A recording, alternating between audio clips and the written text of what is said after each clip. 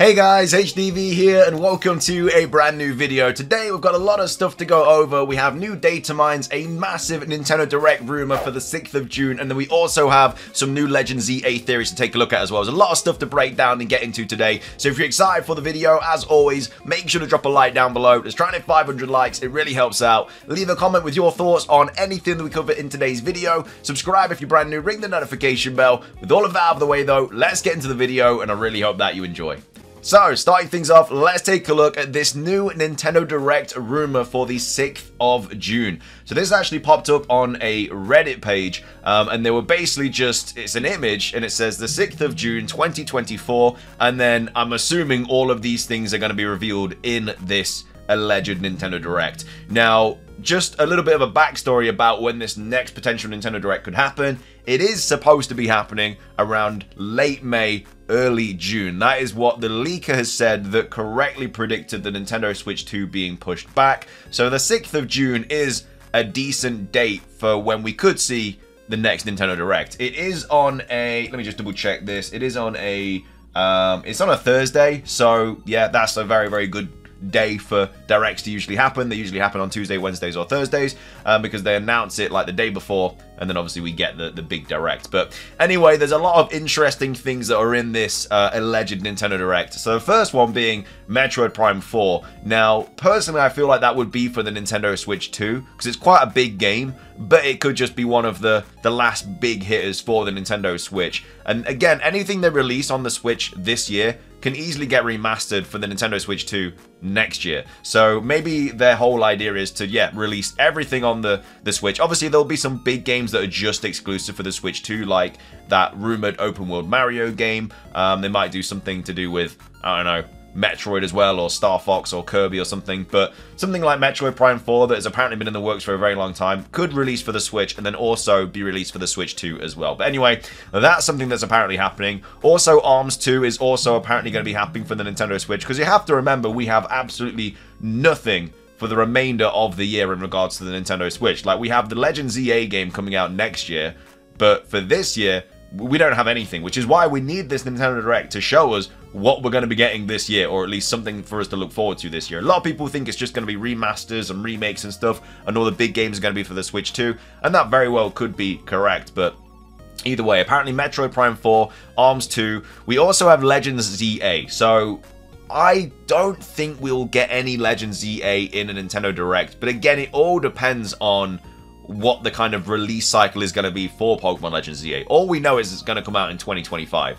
If it's not going to come out till late 2025, then it's very unlikely we'll get any news about it until August in the next Pokemon Presents. If it's even in August, we're just expecting that because we always get one in August. But if it's coming out like January 2025, then they'll need to release a little bit of, I guess, information and gameplay on it, just because we have absolutely nothing. And it's not a super long way from January 2025. So, yeah, I mean, Legend ZA, I think it's unlikely to reveal in Nintendo Direct, or at least more information about it, because then we wouldn't really have anything big to drop at Worlds, and also in the August Presents. Like, let's say we get a gameplay trailer in June, and then we also get information in August, and then we also get information at Worlds. That would be like a lot of information in like a few months. And if it is not coming out till late 2025, that'd be way too much information. But if it's coming out early 2025, then we probably do need that amount of information just to get people excited about it again. But if we did get anything about it in the next Nintendo Direct, yeah, I'd expect it just to be like a small gameplay trailer or something like that. We also have Hyrule Warriors, The Imprisoning War, apparently happening for the Nintendo Direct in June. We also have Mario Party, the Top 100, so I'm assuming that's like mini games or something. Another big one is Pokemon Deep Black and Pokemon Vast White. Now, this is an interesting one because obviously it's been heavily rumored that we are going to be getting some form of Generation 5 remake this year for the Nintendo Switch. Remember, we have no Pokemon game coming out this year as of right now. Nothing has been announced for this year, but a lot of, as I say, rumors and leakers, speculation is surrounding these games coming out. Would it be announced in a Nintendo Direct? I feel like usually it wouldn't be, but the fact that Nintendo don't have anything to drop this year, I think it'd be a good idea to announce it in this Nintendo Direct, because then it would give a big Pokemon game to look forward to in the second half of this year, and it would get it out early enough or announce it early enough where they'd have more time to drop trailers and stuff about it on the build up to the potential release date, which would probably be November. So if this did get announced in June, they would drop more information about it in August. They probably wouldn't drop anything about it at Worlds. That would just be specifically Legends EA. So we'd get, yeah, let's say the reveal trailer in June, we get another gameplay trailer in August that Pokemon presents, and then we might get like another trailer in October, and then it'd drop in November. So that, for me, would be like a perfect life cycle. Whereas if they just announced it in August, that would give them 2 months to like drop more kind of information on it to get people more excited about it before it potentially drops in November. And I'm saying November because Pokemon games usually drop in November. So I don't think it'd be the worst thing for it to drop in June, really. Obviously, I would love it to drop in June because we find out about it very, very soon. You know, it's June next. Not next month, but obviously it's very, very close to June. We're nearly in May, so it's nearly next month. But yeah, Pokemon Deep Black and Pokemon Vast White. I really hope so, but yeah, I think that it'd be obviously really cool. But I think it's a lot more likely this year to get announced in Nintendo Direct than any other year, especially because we just don't really know what's happening with this Switch 2. Anyway, though, a lot of Pokemon stuff apparently in this Nintendo Direct. We also have Fire Emblem. So yeah, I mean, in a Nintendo Direct, Fire Emblem is usually showcased, so I definitely could see something about that. We also have some big Zelda remakes as well, so the Wind Waker and Twilight Princess. Now, these 2 games specifically have been rumored for a very long time to be coming to the Nintendo Switch. And as I said, because there's like no massive games coming for the Switch as of right now, a lot of remakes and remasters will probably happen, and it might be finally time for them to actually drop the Wind Waker and Twilight Princess on the Nintendo Switch. I would absolutely love for them to do that. I've been wanting to play the Wind Waker on the Switch for the longest of time. It's my favorite Zelda game, and also Twilight Princess is amazing as well. So I really, really hope that this is the case, but again, we'll have to wait and see. Whether this is true or not, I really hope that Wind Waker does get something for the Nintendo Switch in the latter half of this year. We also have Luigi's Mansion 2 HD, so obviously that's just a given. We have Fantasy Life as well, The Girl Who Steals Time. We have Skylanders Remastered.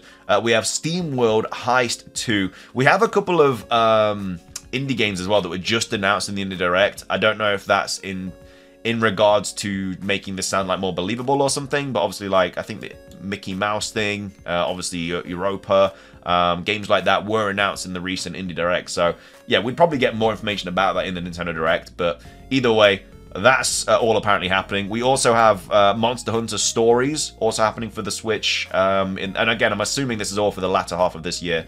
We have Sonic and Shadow Generations. Again, Epic Mickey Rebrush, that was already announced. Silk Song, which we were all expecting to see in the Indie Direct, which never happened. But again, that could be in just the next big Direct. We have Professor Layton with New World Steam. We also have Hades, Europa. We've got Yars Rising, which was also, I believe, announced in the Indie Direct. We also have Super Monkey Ball Banana Rumble. We have Little Nightmares 3. We have SMTV. We also have Teenage Mutant Ninja Turtles, which of course was also revealed in the Indie Direct.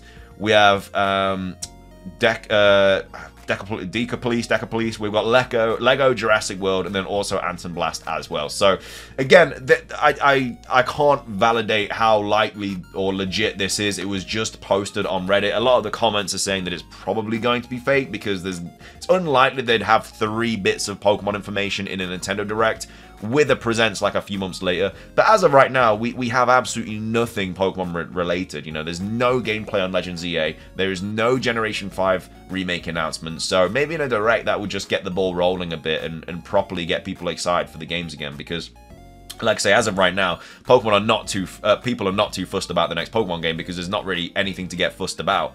So yeah, I really hope the Gen 5 remakes get announced in this Direct, but we'll have to wait and see. I mean, again, the dates kind of add up to when we'd likely see it, but that's all really. Like, a lot of this stuff, again, is likely to be revealed in the next Direct, but it's also unlikely to be revealed as well. So either way, I just wanted to quickly go over that. I mean, I say quickly, I spent like 10 minutes talking about it, but like I say, there's a lot of good information here to kind of like take away. But what are your thoughts on this? Would you like this Direct to be true, or do you think that it's just so unlikely to happen that you're just not even going to believe it for a second? But anyway, let me know your thoughts on all that. Moving on, we have some big data mines to go over for Pokemon Go, and then we also have a couple of Legends EA things to quickly go over as well. So this is posted on the Pokemon group. So these have been like just kind of releasing a ton of data mines about Pokemon Go in the recent updates, because obviously Pokemon Go has been subject to a lot of updates recently with like the avatar change, the biomes, everything like that, and this is also information that's been kind of data mined in those updates. So this first one is very, very good.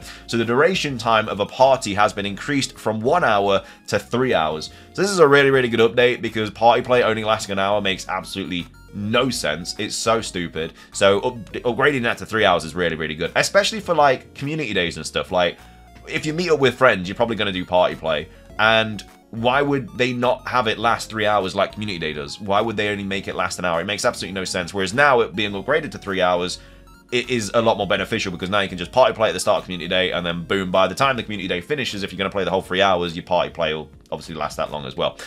Next up, we also have this. So the Incense Day bonus and Incense Night bonus items have been updated. Both last only 1 hour and do not take up bag space. So I'm assuming that is for obviously the big Pokemon, whatever it's called. Oh, I can't remember off the top of my head. The whole Necrozma thing. I'm assuming it's for that. But either way, that's been data mined. We also have this to go over as well. So Sunsteel Strike and Moongeist Beam received Adventure Effect settings. Both have a bonus, the use of day and night incenses, and the cost is 5 candies and 1,000 Stardust for both. So this is very, very similar to the Origin, Dialga, and Palkia situation. So Dialga being able to pause time, and Palkia being able to extend your kind of like radius. It's very, very similar to that. So it's going to cost 5 candies and 1,000 Stardust. And I don't really know what's happening. It says, what are the bonus types 3 and 4? So this is just classification of bonus types. So time bonus, space bonus, which is obviously Dialga and Palkia. Then we have day bonus and night bonus. So something to do with the incense in that. And then we also have the final data mine to go over as well, which is this. So our latest data mine reveals updates on Pokemon Go. So description of the functionality of the Dawn Wings and Duskmane adventure effect, quest for Necrozma fusion. There's research stages for the Go Fest. That's what it's called, Go Fest. I'm an idiot. A branch mission for Crabrawler, Ducklet, Emolga, Radiance, and Umbra. And then check all the changes on the Discord. So they're all kind of like the latest data mines in regards to Pokemon Go. So yeah, obviously this is Sunsteel Strike Adventure. So shines the light of a meteor, attracts Pokemon found during the day, and allows daytime evolutions. So that's obviously very, very useful if you are trying to evolve certain Pokemon. So Moongeist Beam emits a sinister ray, attracts Pokemon found during the night, and allows nighttime evolution. So that's what the incense does. And then obviously the quest is fuse Necrozma, and then use Moongeist Beam effect, night Pokemon attracted to your area, Sunsteel Strike effect, daytime Pokemon attracted to your area. Dawn Wings move content, emits a sinister ray, attracts Pokemon found during the night, and allows nighttime evolutions. And then yeah, shines the light of a meteor. That's just kind of the description of it. So that's all the latest stuff for Pokemon Go Fest.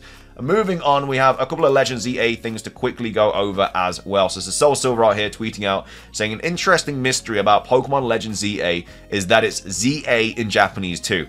There's a few potential reasons for this, but what if maybe the A represents aura. So yes, it's an English fan-made term, but because the X and Y legendaries have aura abilities and their lore is connected to auras, they're called the Aura Trio. We know they will be involved in Pokemon Legends ZA, and we know they are connected to auras. On top of this, Lucario is known as the world's first Mega Evolution in modern recorded history, and it's literally the Aura Pokemon, due to it being heavily connected to using and feeling auras. These are loose connections due to the language translations, but I'm just entertaining a what-if situation. So what if it's Legend ZA Aura? What if it's Legend Z Aura? Or that auras end up being deeply tied to Mega Evolution's lore.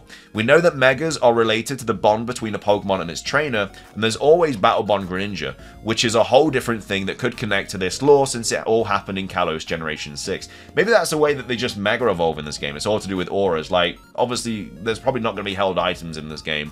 There wasn't held items in Legends Arceus, so in order to Mega Evolve Pokemon, maybe it is to do with like auras or something like that. And then what if Game Freak just dives deeper into these aura/bond themes for the plot of Pokemon Legends ZA and the true lore of Mega Evolution? And we have a little bit of a follow-up to this as well, where we have Soul Silver saying the title is probably still ZA in Japanese, is because whatever A is, is probably shaped like an A, just like Xerneas and Yveltal are obviously shaped like an X and a Y. But if there's any merit to this idea, at the very least, this A Pokemon will probably have an aura ability just like the trio.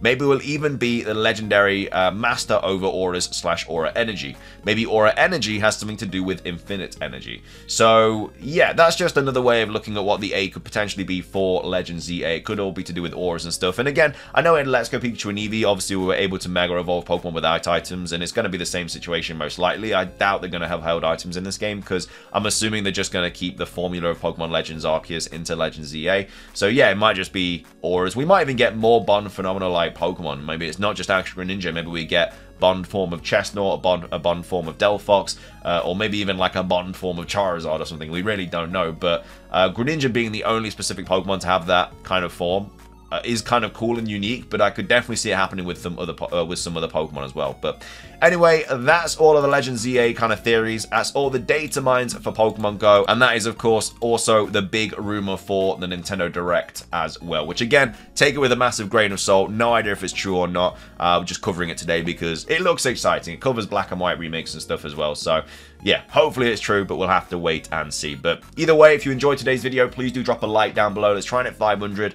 Leave a comment. What are your thoughts on, like I say, everything we covered today? Subscribe if you're brand new. Ring the notification bell for daily Pokemon content. Have a fantastic rest of your day, and until next time, peace.